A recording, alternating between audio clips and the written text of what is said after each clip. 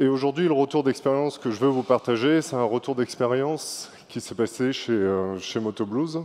Donc MotoBlues, c'est l'un de nos clients qui vend du matériel de moto en ligne. Donc ils ont un site e-commerce qu'ils ont refait récemment en Symfony 2. Et donc on a intervenu chez eux pour justement les aider sur la prise en main de cette nouvelle application. Voilà, donc du coup, comme je sais qu'en plus il y a des motards qui sont là, peut-être qu'ils connaissent déjà, si jamais vous connaissez. Et donc aujourd'hui, la problématique dont je veux vous parler, c'est la problématique multisite. Donc je pense que c'est une problématique assez récurrente, puisque je l'ai déjà eu plusieurs fois dans les missions avec les clients. Et le multisite, c'est quoi? C'est déjà avoir plusieurs marques. Donc j'ai plusieurs sites qui sont sous différentes marques, et chaque site déjà a une tête, un logo différent. Mais c'est pas que ça. Du multisite, ça va aussi être par exemple un site où dessus on a plusieurs langues. Ça arrive assez souvent, ça aussi. Donc là, on est déjà sur plusieurs marques, plusieurs langues, mais en plus de ça, on veut avoir des spécificités sur chaque site. Sur ce site-là, je veux qu'est-ce qu'on peut avoir comme spécificité, les templates des emails, etc. On va voir en détail de toute façon ces choses-là. Donc on va se prendre un petit cas pratique pour appuyer nos exemples, ça aidera à comprendre un peu tout ce qui va se passer. Et on imagine qu'on a 3 sites. Le premier s'appelle Vélo Jazz. Ils ont 3 sites, un site français, un site anglais, un site allemand. Vous voyez ici la stratégie pour les URL. On veut avoir un seul domaine, le site français en principal et les sites sous langue via un préfixe. Le deuxième site, qui s'appelle Bicomatic, lui n'a que 2 langues, mais la stratégie est différente. On va fonctionner par domaine. Je veux un domaine en français, un domaine en anglais. Et finalement, le dernier qui est tout petit, mais toujours dans la même idée. Donc déjà, première chose qu'on remarque, c'est qu'on a des URL différentes. Juste rapidement, ce genre de problématique, qui travaille avec, on va dire régulièrement, par exemple, qui a l'habitude de... Ok. Voilà, donc du coup, typiquement, quand on a face à nous un client qui veut un site internationalisé, il va rapidement dire « je veux avoir les URL en français, en anglais, etc. » parce que mon référent SEO m'a dit que pour le référencement, c'était important. Donc du coup, ici, l'objectif, c'est d'avoir des URL comme ça. Voilà, j'espère que la traduction allemande n'est pas mauvaise, parce que je ne parle pas allemand. Et rapidement, c'est quand on commence à faire du multisite, multimarque ou multilangue, on commence à vouloir avoir des petites choses différentes au niveau de la vue. Donc au départ, quand on rentre dans cette problématique, on se dit bah, c'est bon, c'est que du CSS, je vais changer, je vais mettre les boutons en bleu, je vais le logo, je vais changer la background image, je peux résoudre ça au CSS. Mais rapidement, on arrive à la nécessité d'avoir carrément des templates différents, parce que les contenus sont différents,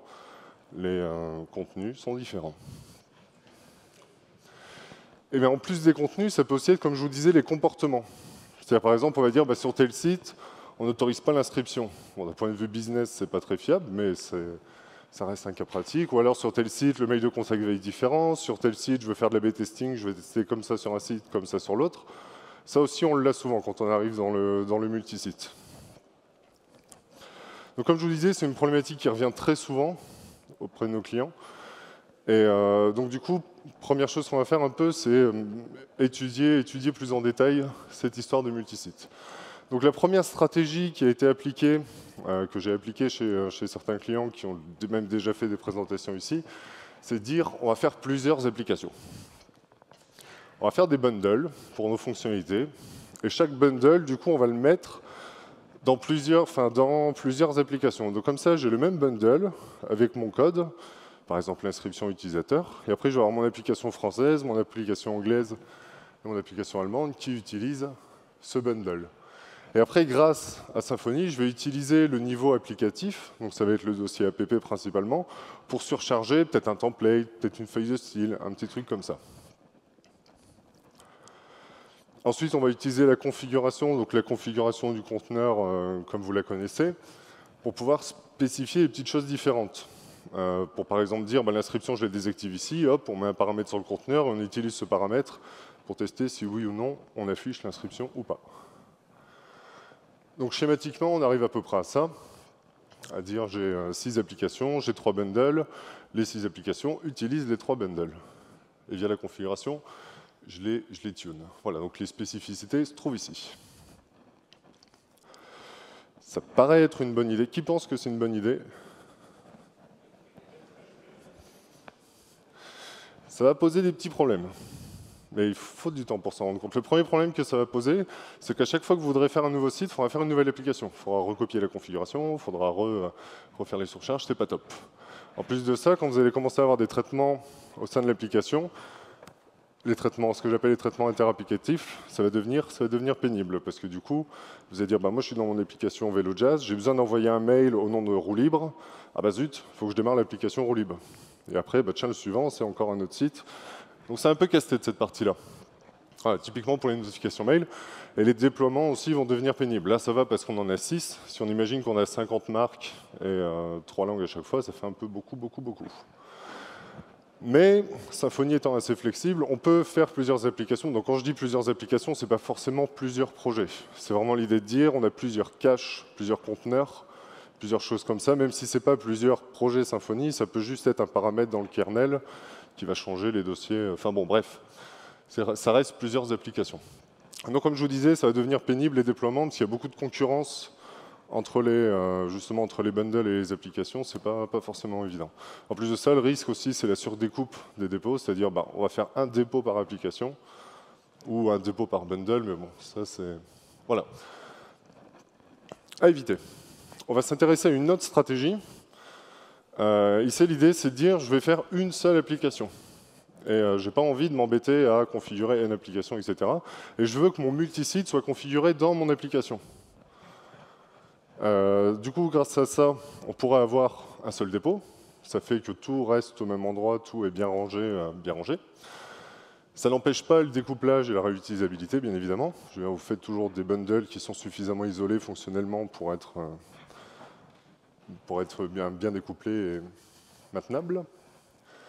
Et du coup, niveau maintenance et déploiement, ça devient plus facile. Quand vous nettoyez le cache, par exemple, vous avez un seul cache à nettoyer, vous n'en avez pas 7. Typiquement, un inconvénient d'avoir 30 applications en production, c'est qu'il faut faire 30 clear cache en parallèle. Voilà, donc du coup, ça, c'est déjà mieux.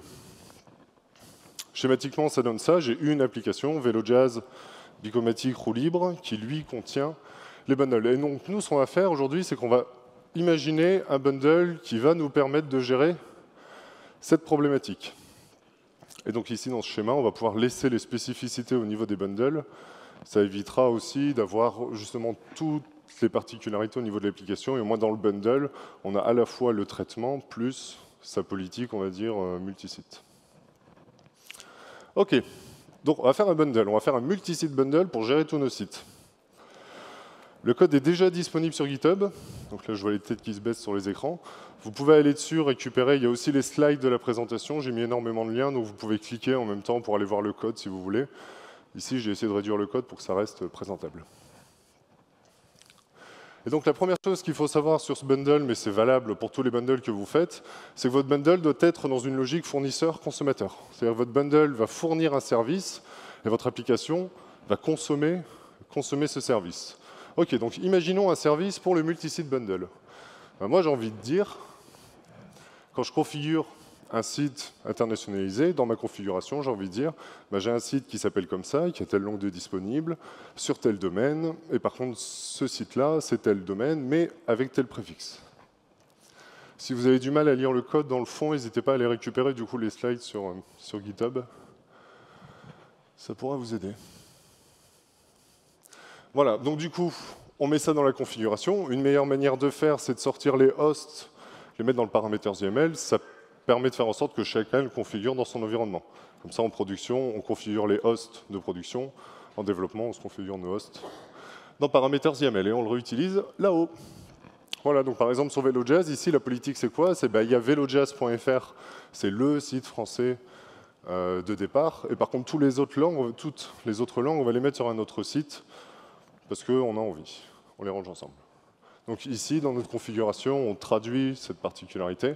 Il y a l'host français et il y a l'host des autres. Youpi. Et moi, dans mon super bundle, j'aimerais bien pouvoir mettre une annotation pour dire quand je suis en français, c'est / inscription. Quand je suis en allemand, c'est ça. Quand je suis en anglais, c'est ça. Donc du coup, l'annotation de nos rêves, on va dire, ce serait celle-ci. Si jamais j'ai envie d'être plus spécifique, de dire cette route-là, je l'active que sur ce site-là, dans cette langue-là, on se dit qu'on spécifiera en plus dans le tableau l'application. Voilà, et du coup on se dit ce bundle de rêve, s'il est vraiment génial, je dois avoir à l'utiliser comme je dois rien avoir à changer à mes habitudes pour l'utiliser. Donc si je veux générer des liens vers des sites, vers le même site, je mets juste path comme on a l'habitude de faire. Si je veux changer de site et de local, vous passez des paramètres à Twig. On a l'habitude. Voilà, donc du coup, première étape, il faut bootstrapper ce bundle. Donc ici, comme je vous disais, il y a plein de petits liens si vous voulez aller voir le code, si j'ai mis une chose qui vous intéresse en particulier. Et donc, ce bundle, qu'est-ce qu'on va faire dans un premier temps? Donc on va faire le fameux readme, parce qu'un bon bundle, c'est un bon readme. On va faire la petite classe bundle. Le dossier dependency injection, qui a déjà écrit des classes dans Dependency Injection, qui a écrit des extensions, qui a transformé de la configuration en service. Merci. Donc du coup, on va faire un dossier Dependency Injection pour transformer notre conf en service. Et ce service, justement, ça va être dans le namespace branding. Le namespace branding, le but, c'est de représenter notre modèle multisite. Et donc pour représenter notre modèle multisite, on va dire qu'on a plusieurs marques, plusieurs objets branding, et on va mettre tout ça derrière un objet site contexte qui va nous servir de passerelle vers ce modèle internationalisé. Et l'idée, c'est d'avoir un modèle qui a une API très très simple. Donc vous voyez ici, j'instancie un objet branding, c'est le branding Vélo Jazz, il y a en français, en anglais, en allemand. Voilà le host, voilà le préfixe. Et après, je crée mon objet site contexte, je lui passe tous les brandings. Et le but de cet objet qui a tous les brandings, c'est de répondre à toutes mes questions sur les brandings. Genre, est-ce qu'il y a un host spécifique? Est-ce que... Voilà. Et ce site contexte aura un état, puisqu'il retiendra du coup le site actuel plus la locale actuelle. OK, donc on a fait un readme. On a transformé notre conf en service. Et du coup, maintenant, on a un service qui s'appelle site contexte, qui est le modèle de notre multisite. Maintenant qu'on a fait notre modèle, il faut s'attaquer à autre chose, c'est étendre le routing pour utiliser justement ce modèle. Parce que du coup, on va prendre le routing de Symfony et on va justement le compléter pour générer nos routes sur nos sites. Parce que du coup, on a une action, mais cette action, derrière, elle a X routes. Une sur le français, une sur l'anglais, etc., etc., etc. Et donc, ce qu'on va faire ici, c'est qu'on va s'inspirer d'un bundle que vous connaissez sûrement déjà, qui s'appelle JMS i18n Routing, qui permet de traduire les URL. Qui a déjà utilisé ce bundle? Moi aussi. Voilà. Donc, je ne sais pas si vous êtes rentré dedans, mais si vous rentrez dedans, vous découvrirez qu'il a surchargé, donc je parle de Johannes, il a surchargé le routeur pour préfixer systématiquement toutes les routes avec la locale. Donc du coup, vous enregistrez votre route, par exemple accueil, et il va enregistrer concrètement FR accueil, anglais accueil, allemand accueil. Et quand vous générerez une URL, la petite surcharge va arriver et va dire j'ajoute, je préfixe automatiquement avec la locale, et je reprends un fonctionnement standard. Donc c'est complètement transparent l'utilisation, et donc on va s'en inspirer. N'hésitez pas à aller voir le code du bundle, qui est vraiment pas mal. Et donc maintenant, ce qu'on va faire, on est parti, on va étendre le routing. Première chose, on va créer notre nouvelle annotation. Puisqu'on a créé une nouvelle manière de configurer, il faut qu'on crée la classe associée. Donc on crée une classe annotation route. Je vous laisse aller voir. On a juste rajouté un getter, un setter pour path avec un S. Et maintenant qu'on a créé cette nouvelle annotation, on va surcharger la partie du framework qui transforme cette annotation en route. Et la classe qui est responsable de ça, elle vient de Framework Extra Bundle, et c'est une classe dont le nom est ici. Donc comment on fait ça? Rien de plus facile. Vous déclarez juste un paramètre en disant la classe, pour finir, ce ne sera pas celle du Framework Extra, mais ce sera ma classe. Et vous créez votre classe. C'est tout ce qu'il y a à faire pour surcharger la manière dont il charge les annotations de routing. C'est le même principe pour l'IML, pour l'XML. On ne parlera que d'annotation aujourd'hui, mais vous pouvez très facilement l'appliquer pour les autres. Et donc ici, qu'est-ce qu'on fait? Première chose qu'on fait, c'est vérifier est-ce que c'est notre annotation qu'on vient de créer. Est-ce que c'est la nouvelle annotation qui est multisite? Si ça ne l'est pas, on reprend un fonctionnement normal. Comme ça, on garde le fonctionnement actuel du framework. Je pense notamment aux routes pour tout ce qui est profiler, etc., etc. On a besoin de garder le fonctionnement standard de Symfony. Mais par contre, si c'est pas l'annotation, si c'est mon annotation multisite, dans ce cas-là, je vais faire un petit peu de business. Donc ça va se passer ici. Et ce qu'on va faire ici, c'est qu'on va du coup prendre sa configuration et la transformer en route Symfony standard avec le préfixe marque plus la locale. Voilà, donc du coup, pour être capable de faire cette distribution, parce que je vous rappelle qu'on a juste une annotation qui ressemble à ça, pour être capable de transformer ça en route Symfony standard, on a besoin de savoir ce qui a été configuré dans le config.yml, etc., etc. Et je vous rappelle que ça, c'est modélisé par site context. Donc on a besoin d'injecter dans notre loader, ici, on a besoin de lui injecter le site context. Donc on crée notre setter sur la classe qui charge les annotations. Et ce qu'on va faire ici, c'est qu'on va faire une petite compiler pass qui va se contenter d'ajouter un appel de méthode sur le service des annotations. Donc du coup, c'est une toute simple compiler pass qui a déjà fait des compiler pass. Ouais, bien. Voilà, donc du coup, on en fait une pour injecter notre nouveau service. Une fois qu'on a fait ça, à ce moment-là, on a bien nos URL qui sont générés avec les préfixes marque plus local. Il ne nous reste plus qu'à étendre le routeur de la même manière que Johannes. Et ce qu'on fait, c'est qu'au moment où on va matcher une URL, on va juste regarder ce qui a été matché pour dire OK, il est sur VeloJazz en français. OK, bah dans le site context, je vais enregistrer qu'il est actuellement sur VeloJazz en français. La méthode generate, on la surcharge pour préfixer automatiquement avec la marque plus la locale. Et dernière chose qu'on fait, c'est la méthode getRouteCollection. On va la surcharger pour pouvoir trier la collection de routes.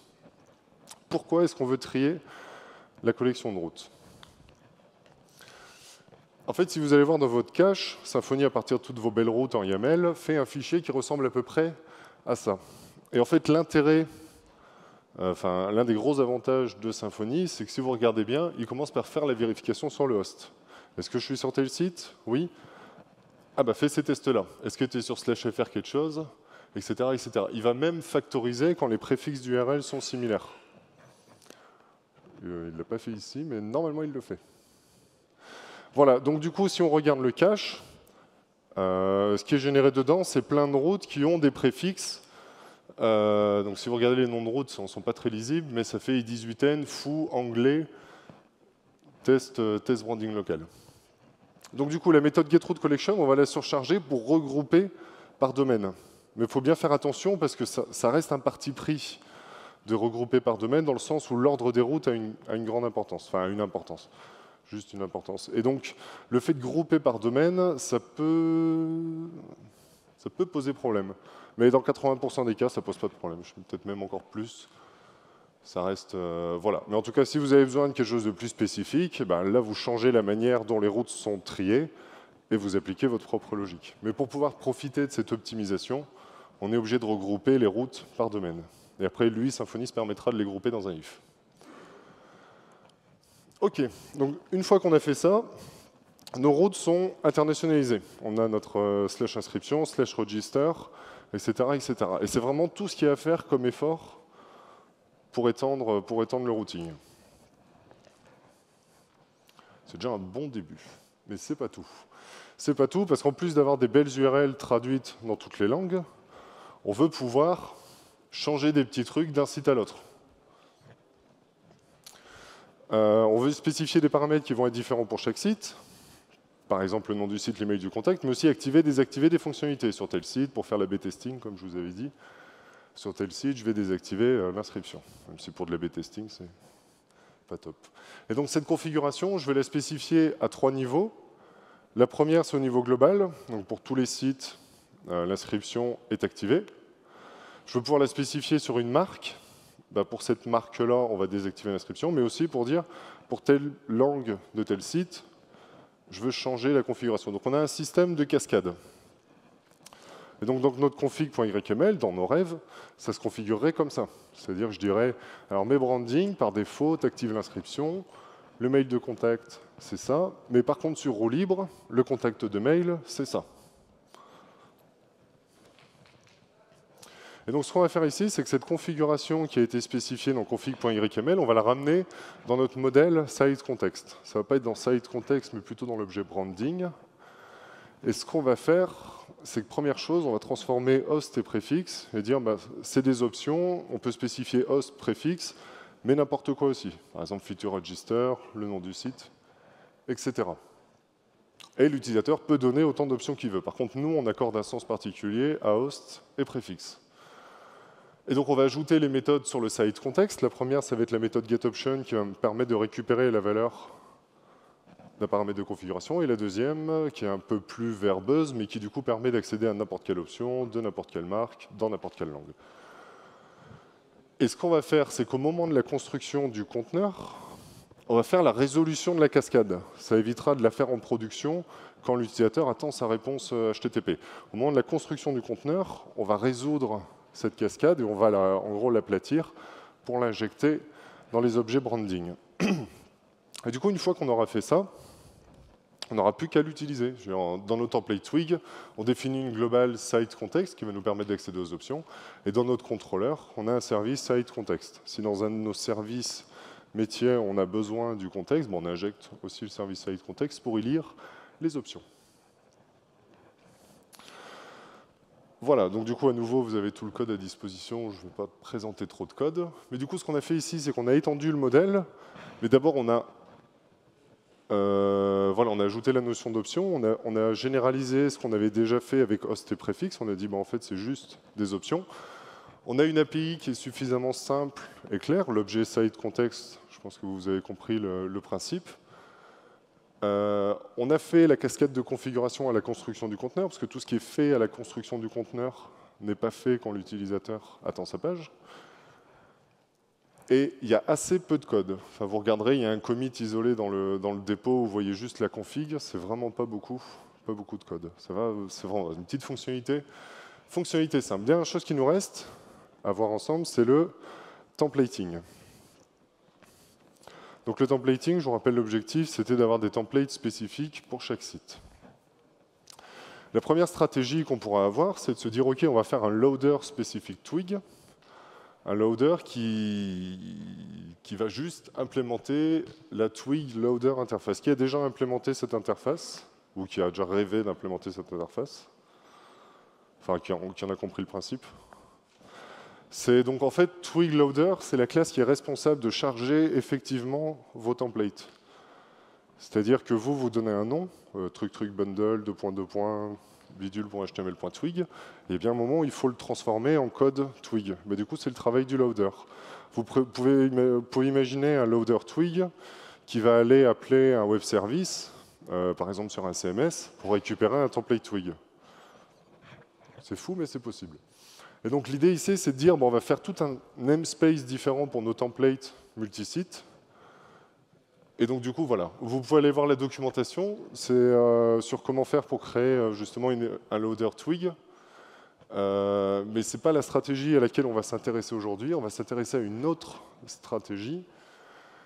Et l'idée, c'est de dire ici, quand je demande un template, par exemple logo.html.twig, j'aimerais bien qu'il ait la curiosité d'aller chercher un VeloJazz.fr, s'il ne trouve pas juste la marque, s'il ne trouve pas juste la locale, et du coup, je puisse préfixer certains templates avec branding, avec local, ça pourrait être intéressant. Donc par défaut, le fonctionnement, je vous disais, le but du loader, c'est de charger effectivement les templates. Par défaut, c'est ça. Twig appelle le loader en disant « donne-moi le template foobar ». Et ce qu'on va faire ici, c'est qu'on va venir se mettre entre les deux, et on va littéralement multiplier les appels au Twig loader. Donc quand on lui demandera un template, il ira chercher en disant « est-ce que tu as celui-là ? Non. Et celui-là, tu l'as ? Non. Et celui-là, non. Ok, bah alors c'est celui-là. » Et pour ça, donc à nouveau, je vous ai mis le code, vous verrez, c'est juste une encapsulation de Twig Loader qui fait cette multiplication d'appels. Le code est assez simple, il y a même de la répétition de code dans cette classe, vous pouvez aller voir. Mais c'est vraiment très simple, on a peut-être une trentaine de lignes de code, Pas grand-chose. Et la deuxième chose, c'est la twig loader pass pour changer du coup le petit, ça quoi, pour faire ça. Et donc une compiler pass pour changer la définition. Ok, donc qu'est-ce qu'on a fait ici? Donc on a fait une extension twig. On est bien conscient que les appels sont multipliés potentiellement par 4, mais ça reste pas non plus fou. L'avantage, c'est qu'on n'a pas beaucoup de code pour cette solution. Le seul code qu'on a, c'est la twig, le multisite, le twig multisite loader, qui lui du coup encapsule l'autre. Et on a juste ça comme code. Donc voilà, donc c'est vraiment, à nouveau, on est sur une petite implémentation toute légère, simple, vraiment, vraiment bien. Dernière chose qu'il nous reste à voir ensemble, encore, c'est l'assurance qualité. Du coup, comme c'est un bundle, il a une responsabilité. Il fournit une fonctionnalité à votre site. Il faut qu'il s'auto-teste pour être sûr qu'il marche tout le temps dans les cas d'utilisation standard. Et donc ici, les tests qui sont faits sur ce bundle, c'est quoi? Ça va être un templating test qui va vérifier que notre principe de templating décrit dans le README fonctionne. Routing pour vérifier ces histoires d'URL que soi-disant on peut traduire. Et config pour vérifier que c'est vrai qu'on peut faire de la configuration pour chaque site. Donc ça, c'est les tests fonctionnels qui vont fonctionner avec un vrai Symfony dans lequel on va mettre le framework extra, etc. Et en plus de ça, on fait des petits tests unitaires sur notre modèle qu'on a défini juste avant, site context et branding. Et finalement, Travis CI, je n'ai pas encore eu le temps de le faire, mais bon, c'est plus qu'un détail. Et grâce à ça, du coup, on arrive à gérer les problématiques de multisite. Du coup, on a bien les URL traduites, tout ça, tout ça. Donc, conclusion un peu de cette expérience de multisite. La première des choses à retenir, c'est vraiment la logique fournisseur-consommateur. C'est-à-dire, vous faites un bundle qui fournit un service, et de l'autre côté, on consomme ce service. Ça permet de séparer son problème en deux. D'un problème, je dois fournir un service, et de l'autre côté, j'ai tout mon business à gérer. Donc mettez-vous des logiques fournisseurs-consommateurs entre là où c'est judicieux. Deuxième chose, simplifiez les fonctionnalités transverses. Parce que quand vous êtes en train de faire par exemple du multisite, vous avez toujours besoin des options, vous avez toujours besoin de générer des liens. Et si maintenant pour générer un lien, il faut avoir une ligne comme ça ne va pas. Non, il faut que l'utilisation soit simple et stupide. Voilà, en plus de ça, l'avantage ici, c'est qu'on a vu, il n'y a pas beaucoup de code pour faire cette fonctionnalité. En plus de ça, inspirez-vous des bundles similaires. Ici, c'est clairement bien copié de JMS C18N Routing, hein, c'est lui qui a fait tout le travail. Mais voilà, en tout cas, on regarde comment c'est fait. On peut utiliser le bundle s'il se prête bien. Ici, le problème, c'est qu'il n'y a pas la dimension marque, branding. Donc du coup, voilà, on refait quelque chose de similaire. Mais on aurait pu forker, on aurait pu imaginer plusieurs choses. Et finalement, faites des tests de manière agnostique du métier. Du fait que vous avez séparé votre logique entre fournisseur et consommateur, je veux dire, votre consommateur aujourd'hui, c'est votre business, mais ça pourrait être n'importe qui. Donc faites des tests qui sont agnostiques justement de tous ces cas et qui sont sur des cas, entre guillemets, des cas d'école avec Foubar, etc.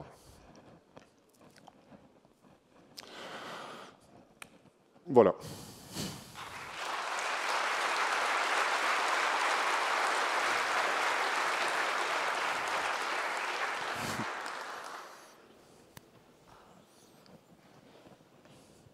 Des questions? Des questions? Des questions? Des questions? Là-bas.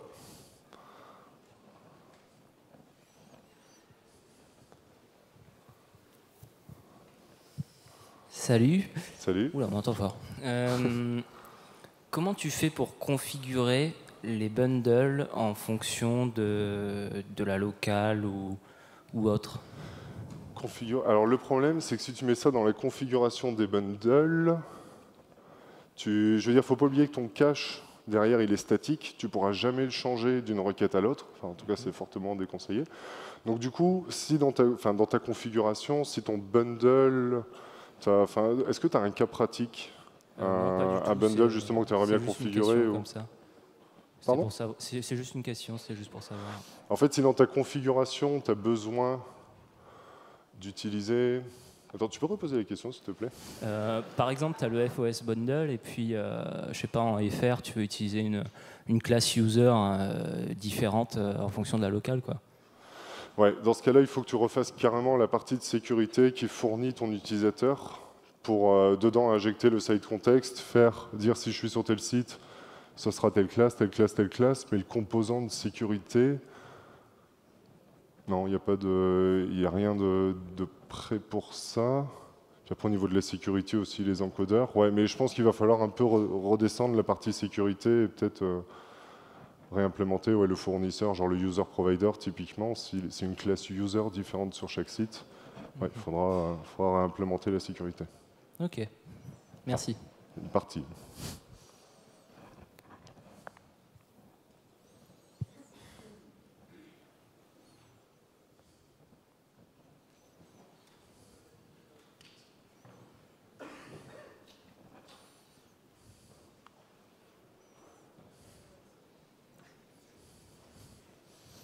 Bonjour. Bonjour. Est-ce que le service context peut aller chercher des informations dans autre chose que l'II, c'est-à-dire dans une base Redis par exemple? Ah, tu veux dire site context, avoir comme back-end une base de données, par exemple. En fait, si tu fais ça, tu peux. Je veux dire, site context, il se fait injecter actuellement ses objets branding directement. L'avantage, c'est que tout se fait en mémoire. Du coup, c'est rapide. Du coup, j'ai pas peur de vous le présenter. Mais si derrière, tu as besoin d'une base de données, tu vas avoir un problème si à chaque requête, il faut faire un appel à la base de données. Mais du coup, site context, tu pourrais très bien lui injecter Doctrine. Et toute l'API que tu as déjà définie pour site context, tu l'implémentes, mais avec Doctrine. Mais je pense que tu auras besoin d'un petit truc de cache entre deux pour éviter les transactions, les allers-retours avec la base de données. Ouais. Je pensais plutôt à Redis ou un truc comme ça. Ouais, voilà, un Redis, ou même mettre en cache dans APC, si tu n'as qu'un serveur sûr. Mais après, voilà, tu peux utiliser un Redis, un même cache, n'importe quoi, tant que ça va vite et que ça va vite. Merci.